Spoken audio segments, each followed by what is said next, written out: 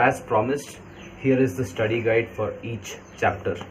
So it's important that you have the textbook with you, because I'll be sharing my notes and I'll also be discussing a few topics on each chapter, and I'll tell you exactly on which topics to put your focus more on and study more thoroughly. And after I explain a few things, after that, when you refer the chapter, when you go through the chapter, I'm hoping that it will be easier for you to understand, right? So yeah, you have to buy the PT manual, the big book, right? You have to have the textbook with you. These videos alone are not going to help. You might get a little bit of knowledge, but you need to have the textbook, guys. Otherwise you cannot understand everything that I'm saying over here. So assuming that you have purchased the ACE PT manual book, I'm going to start off with chapter 1. I'm planning to do both chapter 1 and chapter 2 together in this particular video, so that we can keep the video precise and cover a lot. So I'll be sharing my notes. I have my notes over here, as you can see. So my handwriting is really bad, so don't worry about it. I'll explain what I have written, and this will also help you make notes and make your own notes and prepare. So this is the personal trainer manual book, 5th edition.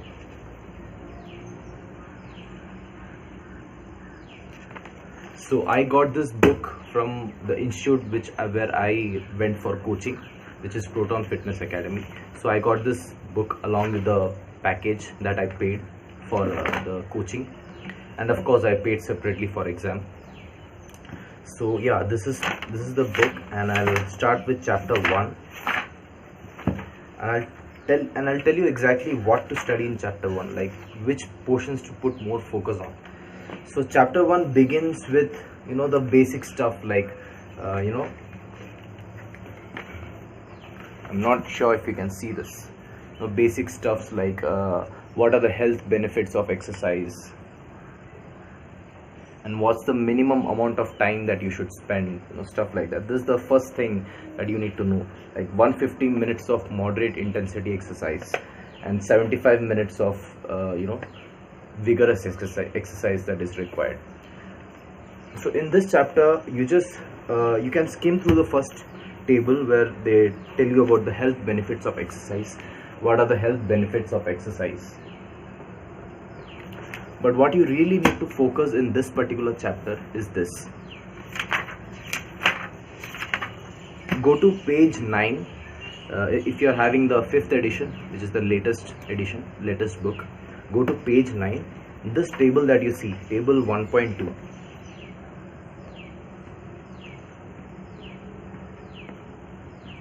This table is very important, because this is basically, in this entire chapter, if you want to study just one thing, it's this table. You have to study this table.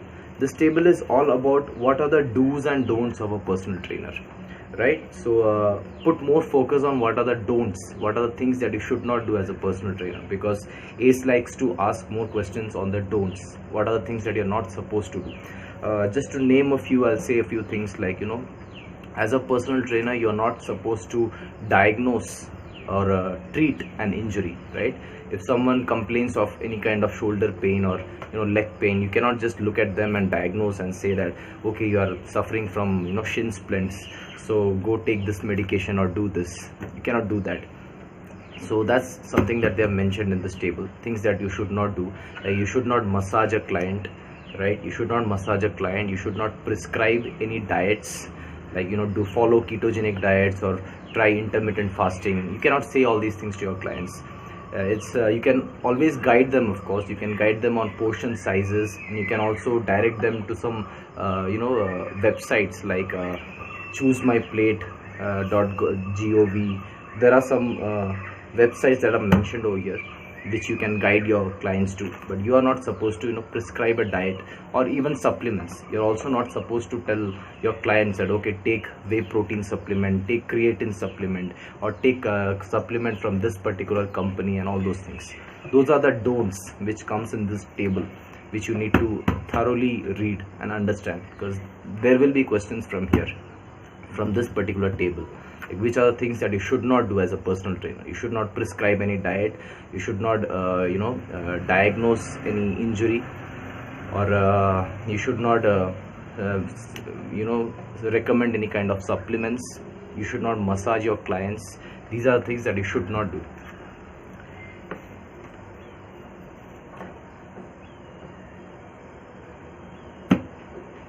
Yeah, so that's pretty much it. So after reading this, the rest of the stuff you can basically just skim through. It's not that important, but just for knowledge sake you can skim through the rest of in chapter 1 specifically.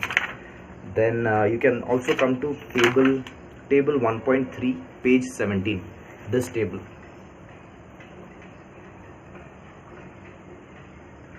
is very important, guys.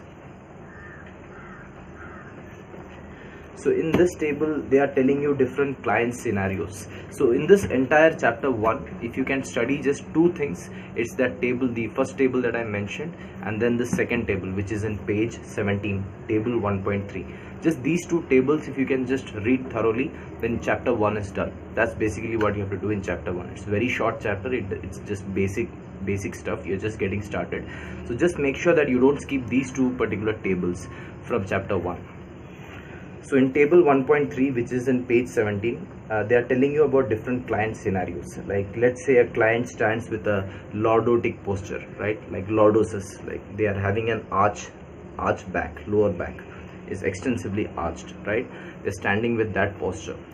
Then what is inappropriate for an ACE certified personal trainer to do in that situation? That is given in this table.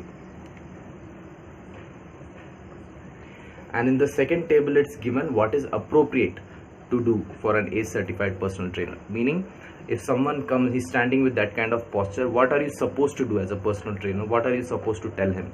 And what you're not supposed to do as a personal trainer. That is what this table covers. So for the first one, you can say, what's inappropriate in this situation would be to diagnose the cause of the client's lordosis. You're not supposed to do that as a personal trainer. And what is appropriate as a personal trainer is you can give them a core conditioning program to improve their strength and flexibility imbalances. That's something that you can do. So there are many such scenarios given in this particular table. It's not very big, it's precise, just this much. So you have to go through this table. These are the only 2 tables that you require in chapter 1.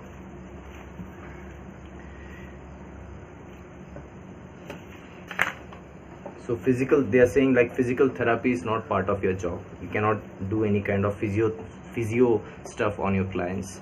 You can build on what has already been done by their physiotherapist. That's something that you can do. So this table covers pretty much all of these things, right?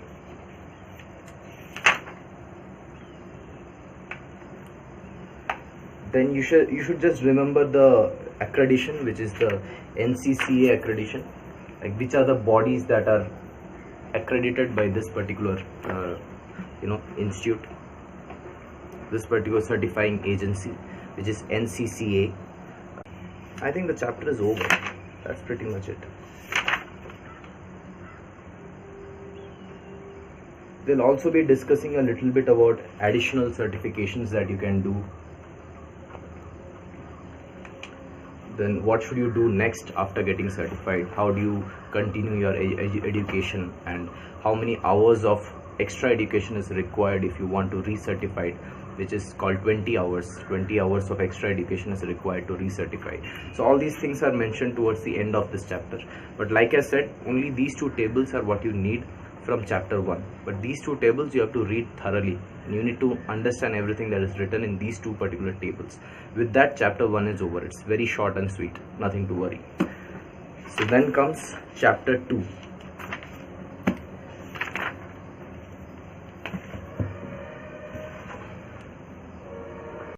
So chapter 2 I will cover in another video, because this video has already become quite long. So if I cover chapter 2, it's going to be like super long. And yeah, so I was planning to cover both the chapters in this particular video, but I don't think that's possible, because it has already become long. So yeah, because since chapter 1 is just 20 pages, I thought it will be a very short video, but it has already come to 10 minutes, around 10 minutes I guess. So yeah, chapter 2 I'll be making another video, and I'll be uploading it soon. So let me know guys, like how is it, how does it feel so far? Like, are you able to understand what I'm saying? And is there some other suggestions that you would like to give me? Like, how can I improve, how can I make better videos so that you'll better understand? And yeah, and let me know if you want me to share more stuff, like share my notes, show the notes in that video, in this video, so that you can make your own notes. And just let me know, just give me a feedback, okay? That will help me make better videos for you. So yeah, that's pretty much it. With that, chapter 1 is over, and chapter 2 I'll be making, and very soon I'll be uploading chapter 2 after this, right after this. Yeah, so that's it.